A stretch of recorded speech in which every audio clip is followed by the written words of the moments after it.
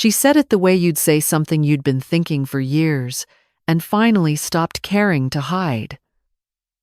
Honestly, the holidays are so much easier when she's not there.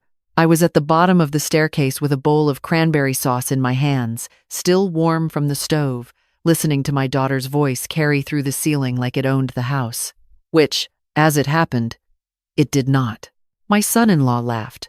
Not a big laugh, just the kind that meant he agreed but didn't want to be the one to say it first. Then, my daughter continued. She hovers. She makes comments. Last year, she cried during dessert because the tablecloth was different. The tablecloth, Marcus. I stood very still. My son's voice came next, muffled but clear enough. She means well. She always means well, my daughter said, but good intentions don't make it less exhausting. I had driven 40 minutes to be here. I had brought cranberry sauce from scratch, the kind with orange zest, and a splash of brandy that took the better part of an afternoon. I had wrapped the gift bags the night before, sitting at the kitchen table with the lamp on low, writing each card by hand because I still believed handwriting meant something. I set the bowl down on the hall table. Very carefully, the way you set something down when you don't trust your hands. They didn't know I'd arrived early. The key they gave me years ago for emergencies, my daughter had said, though I never used it for anything other than letting myself in to drop off groceries when she was sick or water the plants while they traveled. That key had let me in without a sound. I had meant to surprise them with the sauce still hot. Instead, I had surprised myself. I am 68 years old. I raised 2 children largely on my own after their father left, when the youngest was 4. I worked 31 years as an office administrator, took on weekend bookkeeping jobs through most of the 90s, and never once asked either of them for a single dollar. What I gave freely. What I asked for in return was not money, not obligation, just to be included, just to matter, even a little. I went back to my car. I sat in it for a long time with the engine off. The November air pressed cold against the glass. Inside, I could see the lights of my daughter's house through the front window. The warm glow of a life I had helped build, piece by piece, year by year, without ever putting my name on any of it. I drove home. I didn't call. I didn't text. I just drove. And when I got inside, I took off my coat, hung it on the hook by the door the way I always did, and sat down at the kitchen table in the dark for a long while before I turned on a single light. I am not a dramatic woman. I never have been. My mother used to say that I was the kind of person who kept a level head when the water was rising, which she meant as a compliment, though sometimes I wondered if it just meant I was the kind of person who drowned quietly. I had absorbed a great deal in my life. I had bent without breaking so many times that I suppose they assumed bending was simply what I did, what I was for. But there is a difference between strength and silence, and I had confused the two for a long time. That night, I pulled out a notebook. Not for grocery lists or appointment reminders, but a plain composition notebook I'd bought years ago with the vague intention of writing something and never had. I opened it to the first page and I wrote, "What I have done." It took 2 hours, and when I was finished, I had 4 pages, front and back, in my own handwriting.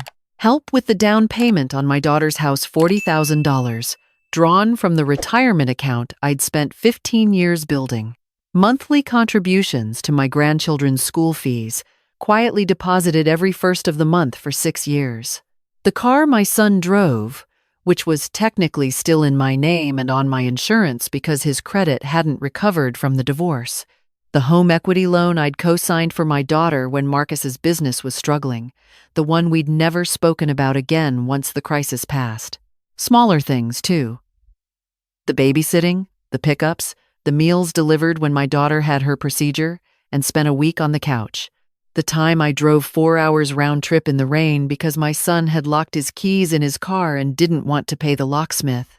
The birthday cake I made every year for each grandchild, always the specific flavor they requested, even when the request changed 2 days before.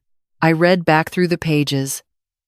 Then I closed the notebook and put it in the drawer beneath the silverware, where I kept the things I didn't want to lose. I slept better than I expected.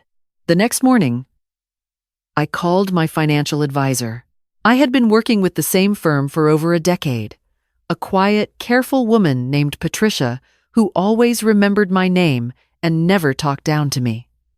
I told her I wanted to make some changes. She asked what kind. I said the significant kind. We met on a Tuesday. I brought the notebook. I told her I wanted to stop the automatic transfers I had set up, the monthly deposit to my daughter's household account, the quarterly education fund contribution, the insurance payments on the car. I told her I wanted to restructure my estate documents, specifically the beneficiary designations and the terms of the small trust I had established 3 years earlier. Patricia listened without interrupting, which I appreciated. "Is everything all right?" she asked when I finished. "Everything is very clear," I said. She nodded slowly. She was good at her job. She didn't ask me to explain myself, just pulled up the relevant accounts and began walking me through the paperwork. There were more automatic payments than I had realized. Medical bills, a gym membership in my son's name that I had been covering for 2 years without being asked to, a streaming service on my credit card that I did not use and had never set up myself. By the time we were done, I had canceled 14 recurring charges. Patricia printed the confirmation documents and slid them across the desk. I signed each page with the same pen I had been using for 30 years, a plain black ballpoint that had sat in my purse so long it had worn a groove in the lining. "Would you like to redirect the funds anywhere?" she asked. I had thought about this. Yes, I'd like to increase my monthly donation to the library, and I want to open a separate account in my own name, one that isn't connected to anything else, just mine. She smiled, just slightly, the kind of smile that meant she understood more than she was saying. "I'll take care of it." On the way home, I stopped at the library. It was a small branch, a single-story building with wide windows and a parking lot full of leaves. I had been coming here since my children were small enough to sit in my lap during story time. The librarian at the front desk, a man in his 50s named Gerald with reading glasses perpetually pushed up on his forehead, recognized me when I walked in. "Eleanor," he said. "Haven't seen you in a while." "I've been busy," I said, "taking care of things." I wandered the stacks for almost an hour. I picked out 2 novels and a book about the history of American quilts that I had no practical use for but wanted anyway.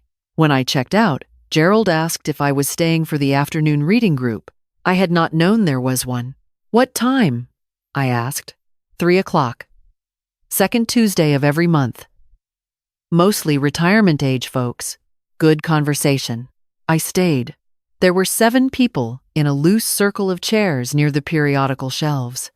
A woman named Dorothea who had opinions about everything and delivered them cheerfully. A retired teacher named Hal who made coffee for the group every session without being asked. A quiet woman about my age named Sylvie who said almost nothing but laughed at exactly the right moments. We talked about the book they had read that month. I hadn't read it, but I listened, and when I offered a thought about the ending, Dorothea said, "Now that's an interesting way to look at it. No correction, no gentle redirection, just interest."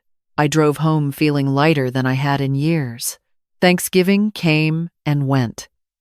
I spent it at Sylvie's, who lived alone in a small house on the east side of town and had invited a collection of people who had nowhere else to be. The food was imperfect and abundant. Someone brought a pie that was slightly burned on one side. No one mentioned it. We ate 2 slices each. My phone was quiet for most of the day. One message from my son, mid-afternoon. "Hope you have a good holiday, Mom." I replied with 2 words. "You too." Then I put the phone in my coat pocket and went back inside to help clear the table. The calls started a week later, my daughter first. She had tried the household account, and found the automatic deposit missing. Her voice on the voicemail was carefully measured, the tone she used when she was trying not to sound upset and was not entirely succeeding. "Hey, Mom, just checking in. I think there might have been an issue with the bank transfer. Let me know when you get a chance." I did not call back that day. My son called 2 days after that. He had noticed the insurance on his car. He left a longer message, more confused than accusatory, which I appreciated in a distant way. I don't know if something happened with the account or if there's a mix-up, but the insurance lapsed on the car and I need to get that sorted. Can you call me? I waited one more day. Then I called him. "There's no mix-up," I said when he picked up. A pause. "What do you mean?" "I canceled the transfers. And the insurance. The car is in my name. You can transfer it to yours. Or return it. I'll sign whatever you need." A longer pause. "Mom, what's going on?" "Nothing's going on," I said. "Things are just changing." He didn't know what to say to that, and so he said nothing, and eventually we said goodbye, and I put the phone down and made a cup of tea and sat by the window watching the last of the leaves come down from the maple in the backyard. My daughter called again that evening. This time, I answered. "I don't understand," she said. And her voice was different now, less careful, more genuinely confused. The way she had sounded as a girl when something she expected to be true turned out not to be. "You didn't say anything was wrong. If something's wrong, you should have said something."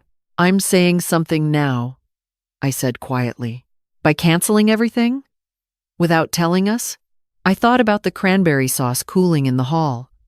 I thought about 4 pages, front and back. I thought about the streaming service I had never set up and the gym membership I had covered for 2 years in silence. "I think you've been making decisions about me for a long time," I said. She went quiet. I could hear her breathing. "I heard you," I said. "Before Thanksgiving." I was at the bottom of the stairs. Another silence. Then, very quietly, "How much did you hear?" "Enough," I said. "Good night, sweetheart." I hung up. Then I sat in the stillness of my kitchen and felt something I hadn't felt in so long. I almost didn't recognize it. Not anger, not grief, something cleaner. The sensation of finally saying something true. December settled in with its cold and its short days. I put up a small wreath on my own front door, the simple kind with cedar and a plain red ribbon, nothing that required an hour of untangling or 2 trips to the attic. I bought myself a lemon cake from the bakery on Mercer Street that I had been walking past for years without stopping. I ate it with coffee on a Saturday morning with the newspaper spread on the table and no particular reason to be anywhere else. Sylvie came by one afternoon with a pot of soup. "Lentil," she said, handing it to me at the door. "Figured you could use some company." I invited her in.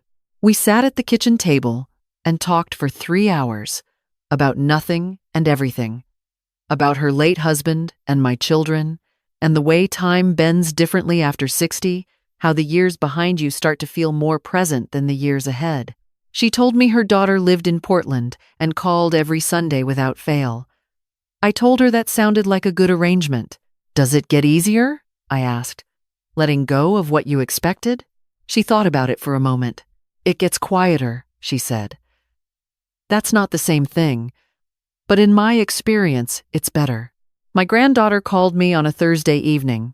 She was 18, my son's oldest, and she had always been the kind of child who called because she wanted to, not because she was told to. She didn't mention the insurance or the transfers. She just asked if I was all right, and whether she could come visit over her winter break. I told her yes. She arrived on a Saturday with her overnight bag and a box of cookies from a bakery near her college, wrapped in white paper tied with string. She handed them to me the way you hand something to a person you are genuinely glad to see. I put the kettle on. We sat at the kitchen table. She looked around the way young people do when they are seeing a place they have always taken for granted and are suddenly noticing it for the first time. "It's quiet here," she said, not as a complaint, more as an observation. I like it quiet, I said. I didn't always, but I've come around to it. She wrapped both hands around her mug. Dad doesn't really know what to say. Your father has never been good with what to say. He's better at what to do, when he gets around to it. She smiled. He feels bad. He should think about why, I said. Not to punish himself, just to actually think about it. She nodded. She was a perceptive girl, always had been. She had her grandfather's eyes, my father's, not her father's, that particular shade of gray that looked darker in low light, like weather coming. I didn't know you paid for everything, she said after a while. I didn't advertise it. Why not? I thought about it. Because I wanted to give, not to collect. And because I was afraid that if they knew the number, they'd feel obligated. And obligation isn't love. I paused. The problem was, somewhere along the way, they stopped seeing me at all. And I kept giving to prove I was still there. She was quiet. Then, that's really sad, Grandma. It was, I said. I'm past the sad part now. We spent 2 days together. We went to the library, and I introduced her to Gerald, who gave her a library card with the same quiet ceremony he gave everyone. We made dinner together one night, roasted chicken and potatoes with rosemary and garlic. Nothing fancy, just good. She told me about her roommate and her history class, and a boy she wasn't sure about. I told her about the reading group and Sylvie and the lemon cake from the bakery on Mercer. When she left, she hugged me for longer than usual, and I let her. My son came the following week, a Tuesday, mid-morning. He didn't call ahead, just pulled up to the curb and sat in the car for a few minutes before he got out. I watched through the kitchen window. He was wearing the jacket I had given him for his birthday 3 years ago. The dark green one he'd mentioned once in passing, and I had remembered. He did not know I had remembered. He probably thought he had bought it himself. He knocked. I opened the door. I should have called, he said. You should have, I agreed. Come in. He sat at the kitchen table, the same chair he had sat in as a boy doing homework while I cooked. He put his hands flat on the surface and looked at them for a moment the way people do when they are gathering themselves. I went back through a lot of things, he said. Emails, bank statements. I found the cosign from the equity loan. I found the insurance history. I didn't realize he stopped. That's not true. I think I realized and decided not to look at it too closely. I sat down across from him. I'm not here to ask you to change anything back, he said. I just needed you to know that I understand what I was doing. What we were doing. And what was that? I asked. He exhaled slowly. Treating you like a resource instead of a person. The kitchen was very quiet. The refrigerator hummed. Outside, a car passed on the street. Your sister said something, I said, about how the holidays are easier without me. I need you to understand that I am not angry at her. I know she said it the way people say things when they believe no one important is listening. But it told me what I'd been refusing to see for a long time. He nodded. His jaw was tight. I spent a lot of years making myself useful because I was afraid that was the only way to stay. Wanted, I said. That was my mistake. I own it. He looked up. You were always wanted. I need you to know that. Wanted and valued are different things, I said. I believe you that you wanted me there. But you also found it easier when I wasn't. He had no answer for that. He just sat with it, the way he had learned to sit with hard things, which was the one quality I had always been proud of in him, not that he was quick or clever, but that he could hold a difficult truth without immediately trying to escape it. I poured you coffee, I said, sliding the mug across the table. The sugar's on the counter. He stood to get it. When he sat back down, he added 2 spoons and didn't apologize for it. We talked for over an hour. Not about money or accounts or logistics. About his father. About what it had been like after the divorce. Those years when I was both parents at once and never admitted to either of them how frightening it was. about the things I had missed because I was always managing, always covering, always making sure nothing slipped. I missed your 30s, I said at one point. Not literally, but I was so focused on making sure everything was held together that I don't think I ever just sat with you the way I'm sitting with you now. He was quiet for a long time. We can start now, he said finally, if you'll let us. You can visit, I said, but you don't come needing. You come ready to be with me, not for what I can do, just me. He nodded. I understand. He stayed for another half hour. When he left, he paused at the door and turned back. The jacket, he said, touching his sleeve. Was this you? I looked at him for a moment. You mentioned it once. At dinner, 3 years ago. You said you liked that color on someone else and I remembered. He blinked. That's the kind of thing I do. I said gently. I pay attention. I always have. I just needed someone to start paying attention back. He nodded once more. Then he walked to his car, and I watched him go, and I closed the door quietly behind me. My daughter was harder. She came on a Saturday morning, the week before Christmas, which I recognized as a deliberate choice. She had always been strategic with her timing, had learned early that the holidays created a softness in people that could be used, not cruelly, but instinctively. She brought flowers, which I appreciated as honesty. They were an obvious gesture, and she must have known it. But she had brought them anyway because she was not above trying. I put them in water. We sat in the living room. She looked at the wreath on the door, the absence of elaborate decoration, the quiet order of a house that had stopped performing. It looks different in here, she said. It looks like mine, I said. She was quiet. Then, before Thanksgiving, I corrected. She nodded. Before. I know you heard it. I've been trying to find the right way to explain it, and I keep coming up with nothing because there's no explanation that doesn't sound like an excuse. I looked at her. She had my mother's hands, wide-palmed and capable, and she had no idea. She had never known her grandmother the way I had, and I had never thought to bridge that gap, which was one of my own failures. You didn't say it to hurt me, I said. No. I said it because I was thoughtless and comfortable, and I'd stopped seeing you as someone who could hear. She pressed her lips together. That might be worse. It's more honest, I said. I can work with honest. She exhaled. I don't know what you need from me. I don't need anything from you, I said. That's what's changed. I've stopped needing things from people who weren't prepared to give them. I paused. But I would like a daughter. Not a daughter who calls to report that an account is short. A daughter who calls because she thought of me.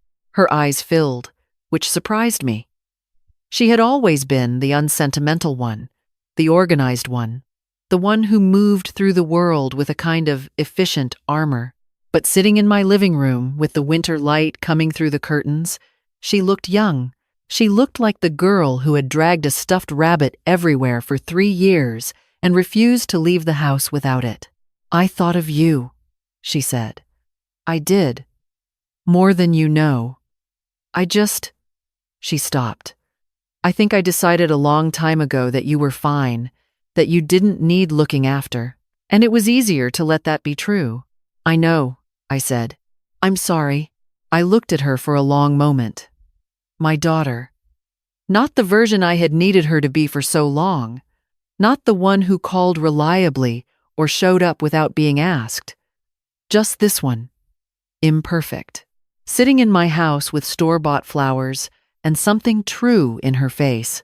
I know, I said again. I didn't say it was all right. It wasn't. Not entirely.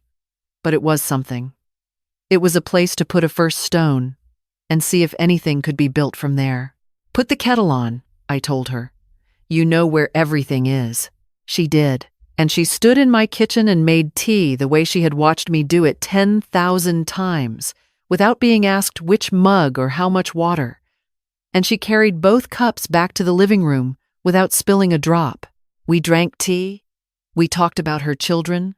my grandchildren, who were growing up faster than either of us had the right words for. She told me things she hadn't told me in years, small things. Real things. The kind that don't get said when a relationship has become a transaction. I told her about Sylvie, and the reading group, and the lemon cake. When she left, she stood on the porch for a moment. "Can I come for Christmas?" she asked. "Just for a few hours. No performance." I thought about it. "No performance," I agreed. "And you bring something that isn't a flower arrangement or a gift card." She almost smiled. "What should I bring?" "Something you made," I said, "or something you picked because you thought I'd like it, not because it looked nice." She nodded. "I can do that." "We'll see," I said. Christmas morning was mine before anyone arrived. I woke early, before the light had fully decided what it was doing, and lay still for a while listening to the quiet. No obligations. No list running through my head of what still needed doing. Just the sound of my own house. The particular creaks and sighs of 30 years of settling. Familiar as my own breathing. I made coffee. Real coffee. The good kind I had been buying again, now that I had stopped spending money on things I didn't choose. I took it to the front window and watched the neighborhood wake slowly. A dog walker, a car pulling carefully down an icy street. The Hendersons across the way, putting something in their trunk, probably headed to someone else's house for the day. Sylvie came at noon, and Gerald from the library came with her, which surprised me in the best way. He brought a coffee cake in a pan still faintly warm from his oven. Dorothea from the reading group appeared at 12:30 with her husband, a quiet man named Pete, who made very good jokes at long intervals. My granddaughter came at 2, and she brought Hal, the retired teacher who made the coffee every month, because she had called ahead and asked what I needed, which was the question none of us had thought to ask for a long time.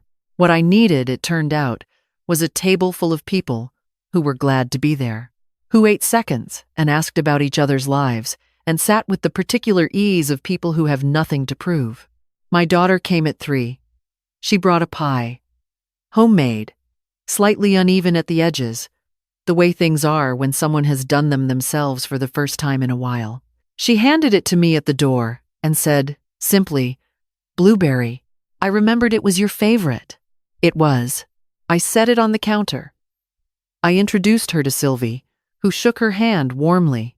I watched my daughter settle into the room slowly, like someone learning the temperature of water before stepping in. My son called at 4. He couldn't come work. Distance. The particular logistics of a divorced father on a holiday, but his voice was different, less managed, more present. He told me he had signed up for a home repair class at the community center, which was something his father had always meant to teach him and never had. He said it was going slow, but he was enjoying it. "That's good," I said. And I meant it simply. After everyone left, after the dishes were washed and the table cleared and the blueberry pie was mostly gone, I sat in my chair by the window with a cup of tea that had gone slightly cold. I didn't get up to reheat it. I just held the mug and looked at the dark street outside, the lights on in the houses across the way, the particular stillness of a December evening after everyone has gone somewhere they belong. I was not lonely. That was the thing I had not expected, that it would be possible to have so many years of loneliness in a crowded room, and then to discover, in a much quieter year, that I was no longer lonely at all. I thought about the notebook in the silverware drawer, 4 pages of what I had given.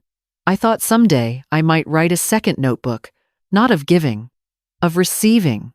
The soup Sylvie brought, the coffee cake Gerald carried across town on a cold morning. My granddaughter choosing to come because she wanted to, not because she was obligated to.